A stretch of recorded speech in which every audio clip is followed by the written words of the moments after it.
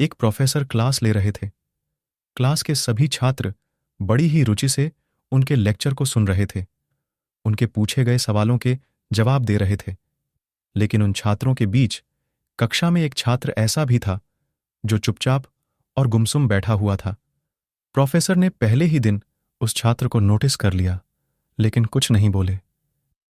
लेकिन जब 4-5 दिन तक ऐसा ही चला, तो उन्होंने उस छात्र को क्लास के बाद अपने केबिन में बुलवाया और पूछा, तुम हर समय उदास रहते हो, क्लास में अकेले और चुपचाप बैठे रहते हो, लेक्चर पर भी ध्यान नहीं देते।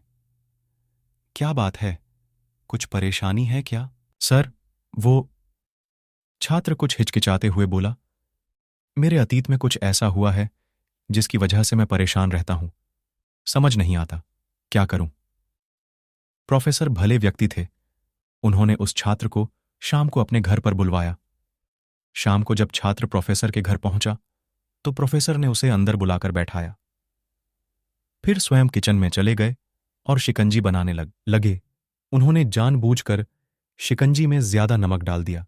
फिर किचन से बाहर आकर शिकंजी का गिलास छात्र को देकर कहा, ये लो, शिकंजी पियो।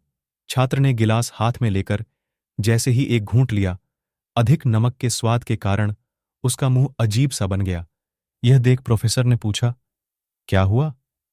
शिकंजी पसंद नहीं आई? नहीं सर, ऐसी बात नहीं है, बस शिकंजी में नमक थोड़ा ज्यादा है। छात्र बोला, अरे, अब तो ये बेकार हो गया।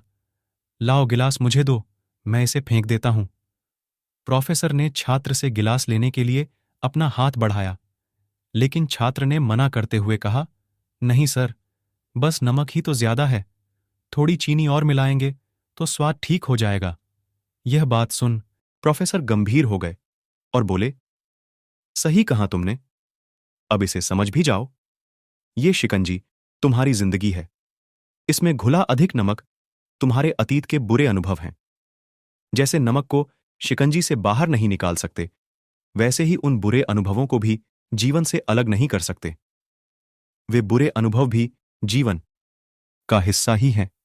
लेकिन जिस तरह हम चीनी घोलकर शिकंजी का स्वाद बदल सकते हैं, वैसे ही बुरे अनुभवों को भूलने के लिए जीवन में मिठास तो घोलनी पड़ेगी ना। इसलिए मैं चाहता हूं कि तुम अब अपने जीवन में मिठास घोलो।